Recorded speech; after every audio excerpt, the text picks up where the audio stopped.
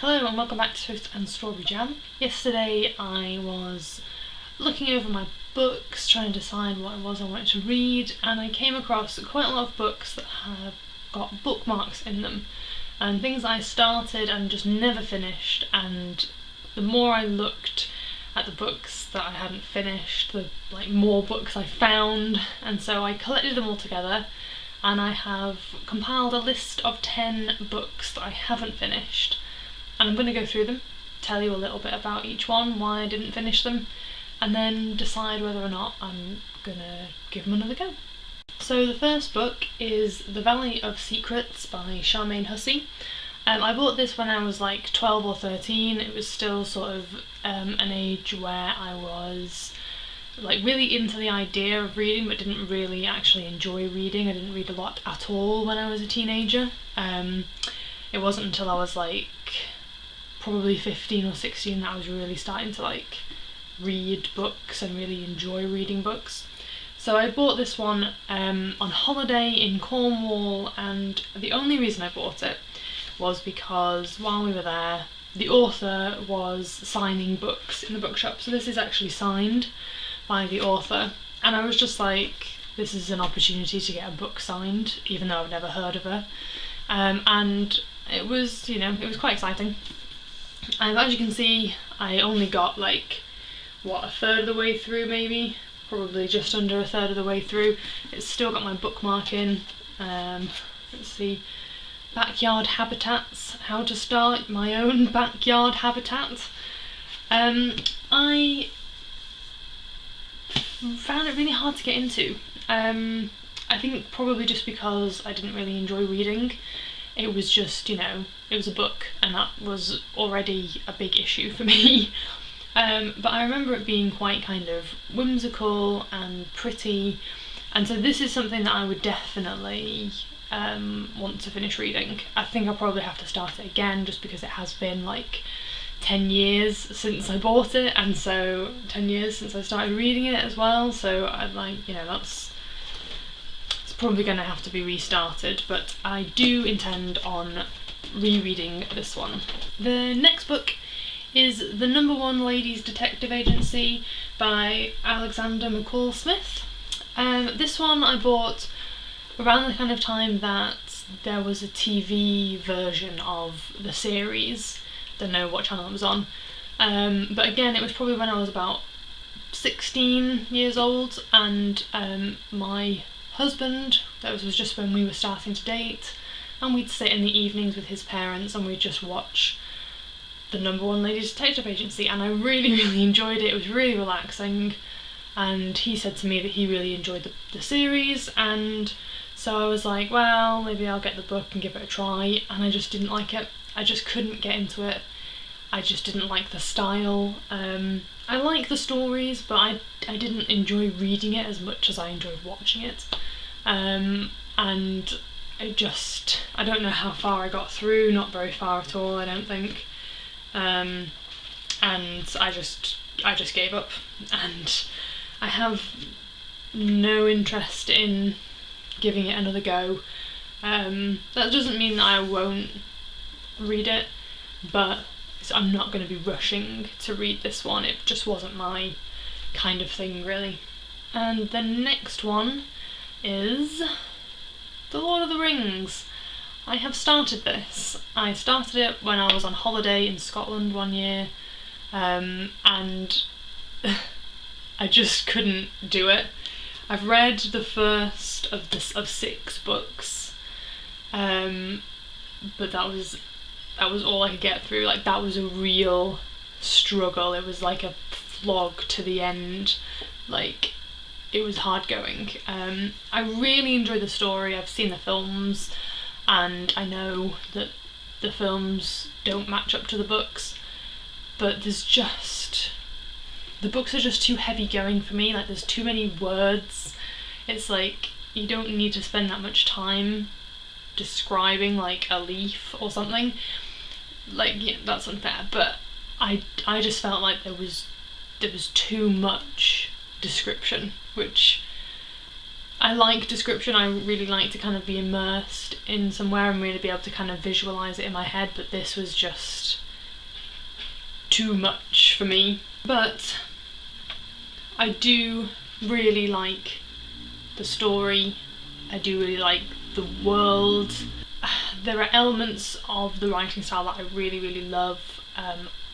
Maybe now that I'm like a bit older, a bit more mature in my reading, maybe I would enjoy it. So I am going to continue with it. I'm not going to be reading the first book again because I don't want to, but I will be picking up from the second book and reading the final 5 books because I do feel like really I should read this at some point. So we'll be continuing this one.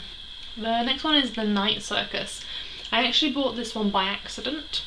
So I bought it for a book group that I was planning on attending in my local village, and they just kind of put a poster up in the library and said like, this is the book we're reading, if you want to come along, read it and come along. So I bought this book, started reading it, was really, really enjoying it, and then I went to the library a second time and looked at the poster again to kind of like check what time it was, and they were actually reading a book that's just called Night Circus, not The Night Circus. So I was like, oh. Really glad I didn't actually sort of finish the book, turn up to the book group and sit there and be like, what are you talking about? I got sort of this way through, and I was really enjoying it. It's a really beautiful book.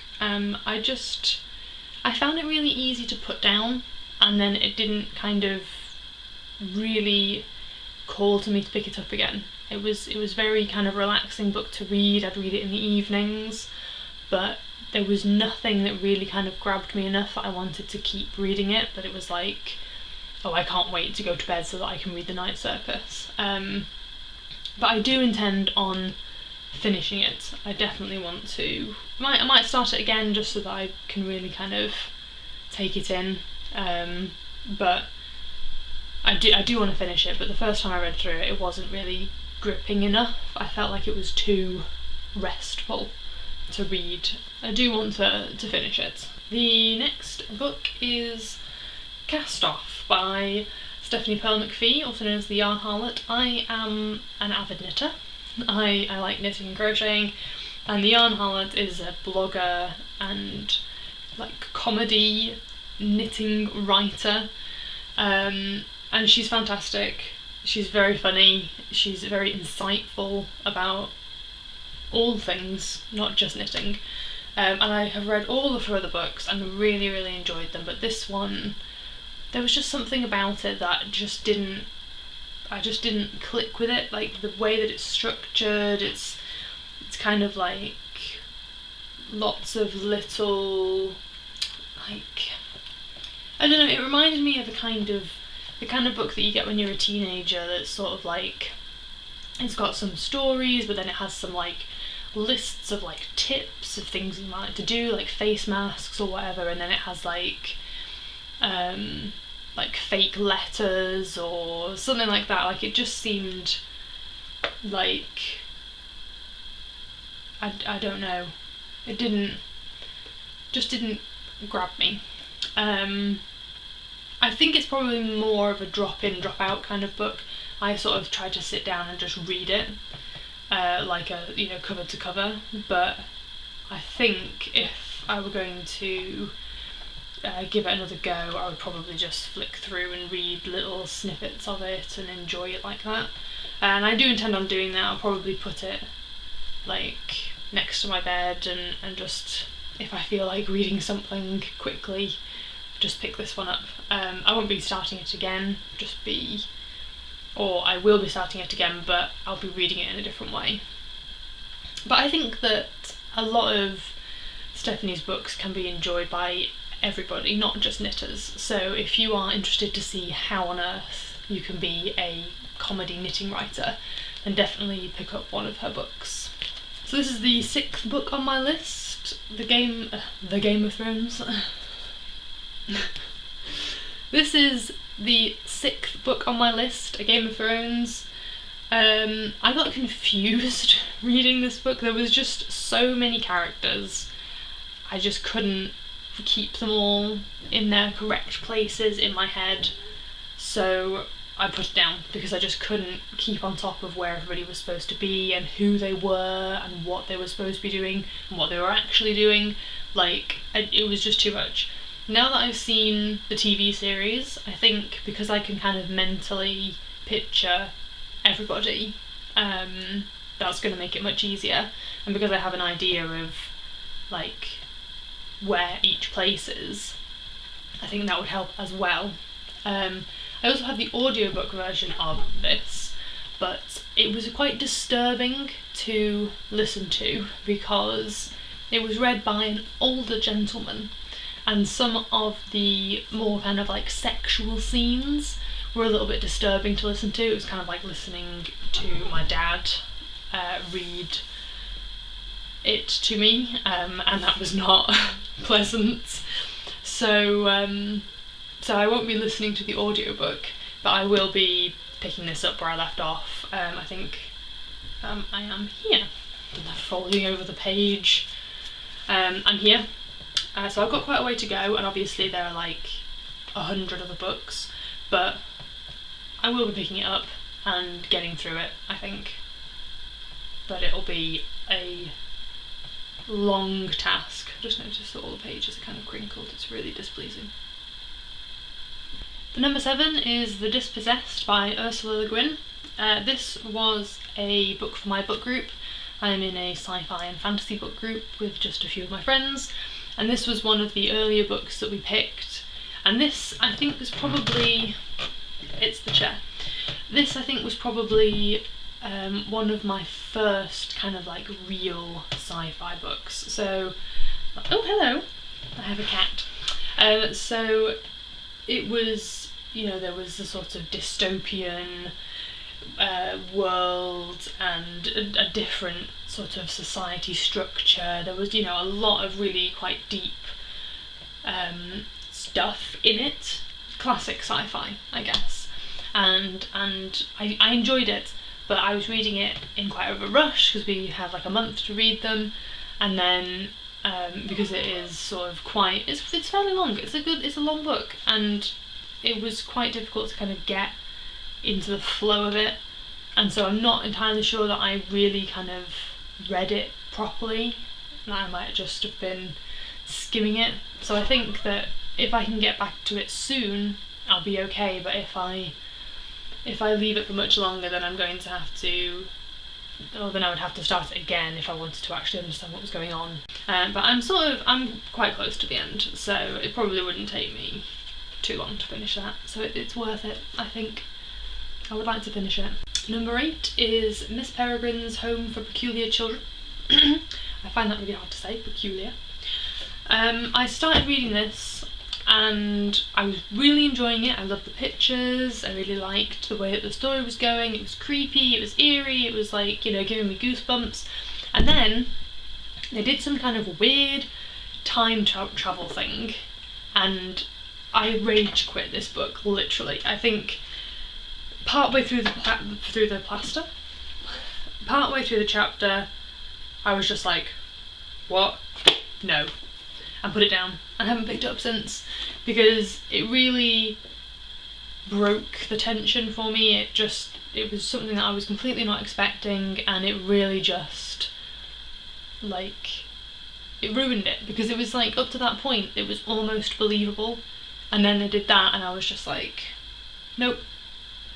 So I wasn't too happy, and I was planning on not reading it again, and just, you know, boycotting it for personal reasons. But I've heard some positive reviews that it, you know, it is a good book.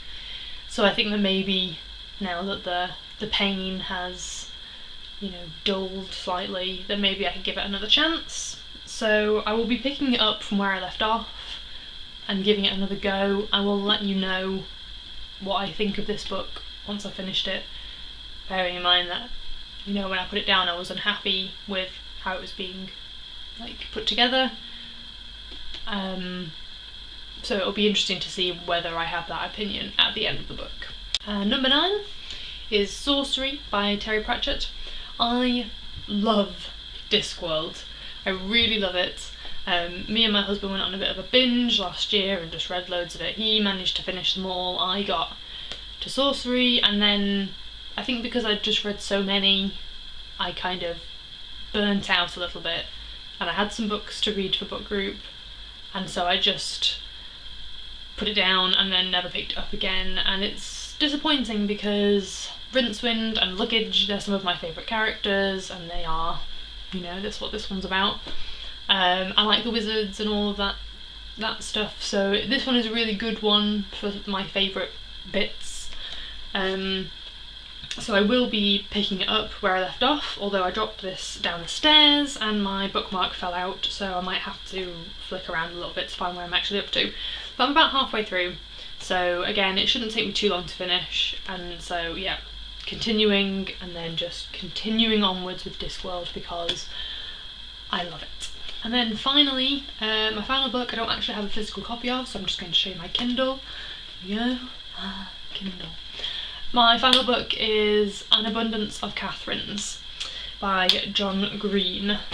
So I loved Looking for Alaska, just I couldn't recommend that enough. I would recommend it to any kind of 13, 14-year-old, possibly even younger than that. Like, it is just a wonderful book. It's a sort of coming of age book, and there's so many issues in there that are relevant to so many young people, and I really, really wish that I had read it when I was 12, 13, 14, because there are issues in that book that were issues that I was dealing with, and it would have helped me a lot to read it at that time.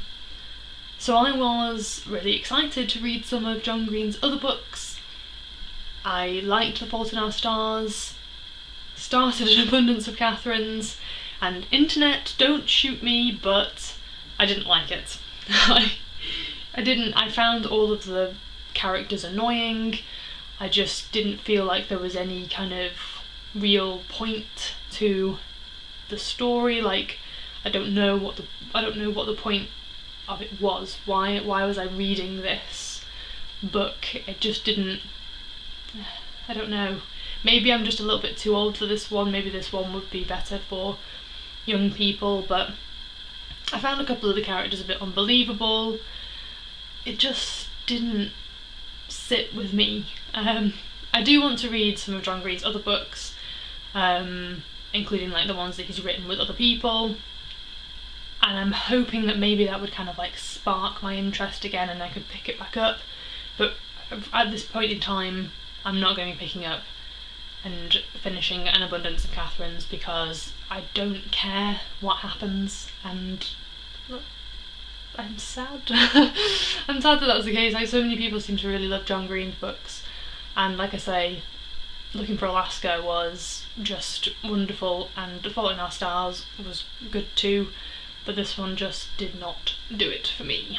So those are my 10 books that I haven't finished and that I might finish. They are going to go onto my huge pile of books for things to read this year.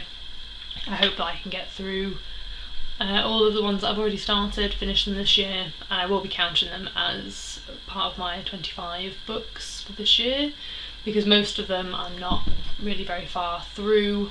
I'm about to be attacked by cats here. Most of them I've not like gotten very far through them, and so I think it probably counts. But what books have you started and not finished, and why? Please do tell me in the comments. You can follow me on Twitter and on Instagram, and you can head over to my blog and, you know, read some more stuff. I just posted a blog post about a big change in my diet, which I'm going to be doing some videos on as well, so please do go check that out, and I will see you next time. Bye!